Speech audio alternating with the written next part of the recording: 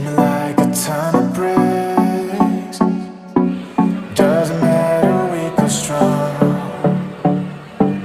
Take your time and do your tricks. All I do is sing along. Hi guys, this is Sheila and welcome back to my channel. So today guys, magluluto ako ng chicken teriyaki. Tugasan ko muna siya. Tapos, salt and pepper lang. Salt and pepper, then if may flour, prituhin muna natin yung ating chicken. Tapos saka tayo gagawa ng teriyaki sauce. Actually, ewan ko ba, para kasi ang dami nang mag-vlog. So, parang nag-discourage ako. Well, iba-iba naman yan. Pero dapat kasi talaga creative ka para panoorin ka. So, yung akin naman is, nanghinayang lang din talaga ako sa channel ko. Kasi ginawa ko na to, naumpisahan ko na. So, nakakahinayang din na itigil siya. So, yeah. I-adjust ko lang ang aking tripod. Tapos bumili pa akong tripod dito. Nakaloka. Kasi hindi ko siya itutuloy. Grabe. Grabe naman yan. So, yeah. Sana makita niyo. Ayan. So, hi! So, mga nanonood. Tungtuwa ako sa ni Miss Pokwang sa vlog niya. Tutuwa ako sa kanila ni Malia, and yung mga pinagdadaanan niya, and then napaka-strong niyang babae. And then, yun nga, yung sa cooking, nagugustuhan ko siya. So, may mga recipe ako na gusto ko din subukan.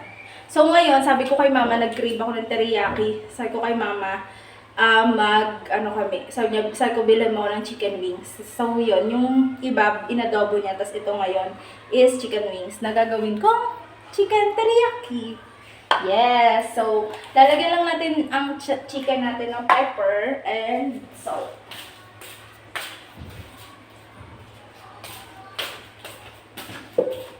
Pwede nyo itong gawin guys sa bahay. Papakita ko na lang din yung ating mga ingredients para sa ating chicken teriyaki. So, sa ating chicken, pwede na yung salt and pepper dyan. Tapos, flour. Or, kayo, kung gusto nyo ng mga crispy fry, garlic powder, depende sa inyo kung anong flavor yung gusto nyo.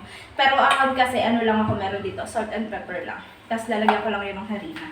Tapos, dun sa sauce, kailangan natin ng sesame oil, ng toyo, soy sauce, then, tubig, half cup of water, depende kung gaano karaming sauce. So, half cup lang akin. Oyster sauce, and then, sugar. Dapat brown sugar. Wala kami brown sugar, so white na lang. Okay na yan. So, mamaya, paprituin muna natin to, tapos saka natin gagawin yung sauce. Yan guys, piniprito na natin ang chicken. Kailangan natin ng honey. Iniilipat ko siya dito. Actually, nasa yan. Yung bote na pinaghatian namin.